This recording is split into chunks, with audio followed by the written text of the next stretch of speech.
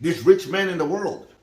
They'll never get tired. Donald Trump never gets tired of having more. Warren Buffett never gets tired of having more. These big investment analysts, these big people who are out there telling people how to invest their funds and they're getting money from it out of it too. They never get tired. They're still working, or else they would have stopped. You know, they're already millionaires, billionaires, and they still haven't stopped. What is it? What keeps them going? Love of the dunya. They never have enough. It's like a drug. They never have enough of it. This is what happens to the heart, the disease in the heart, when you fall in love with them. But Dhul Qarnayn, in contrast, in comparison to them, said, what God gave me already is enough, more than better. Don't worry, I don't need anything else. I will help you for the sake of Allah. He says, فَعِنُونِي بِقُوَّةٍ, so just help me with your strength. Give me men. Give me your manpower, so I can build between you and Gog and Magog a barrier. Okay, and when he built it, and Gog and Magog were trapped behind it, they couldn't escape anymore. When he successfully built the dam with them to stop the oppressive people on the other side, he said, هَذَا الرَّحْمَةُ مِنْ رَبِّي. He also, this is another trait that describes a believer, a righteous believer and a righteous ruler. He says, and even though he's a rich person of wealth, power and influence, he said, هَذَا الرَّحْمَةُ مِنْ رَبِّي. And it says by some of the Mufassirin, it says that he actually did a sajda of shukr, that he did a prostration onto the floor, thanking Allah subhanahu wa ta'ala when he saw that this dam was built and it stopped the oppressors on the other side and they couldn't penetrate it or scale it. Okay? So once he did this and he said, this is a mercy from my Lord. He did not attribute it to himself. He didn't say, you know, the ones that built the Titanic, you know, when the Titanic was built in the USA, what did they say? They said, not even God can sink this ship.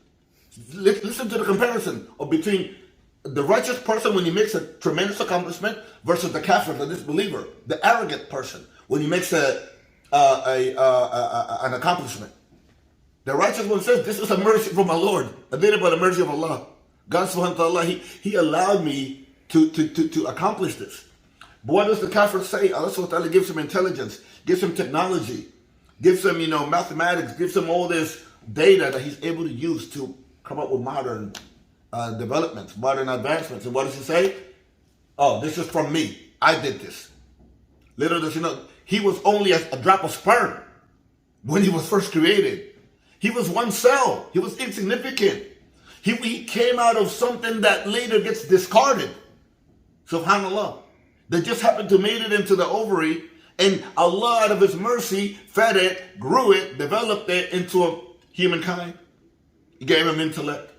Alamahul bayan, you know, alam al-insana ma lam ya'lam. Allah subhanahu wa ta'ala taught the humankind intellect, information, you know, ability to record, memory capacity, terabytes. Allah subhanahu wa ta'ala gave it to the humankind. Did mankind create that in itself? Did we say, what? Did we wake up one day and say, oh, let me make my brain power this many gigahertz so I can think and I can process thought and let me make my memory bank this big. Let me create that. Let me, you know, work with the cells and atoms in there.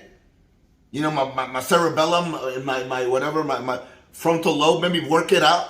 Did we do that ourselves? No, Allah subhanahu wa ta'ala. We don't even be born by ourselves.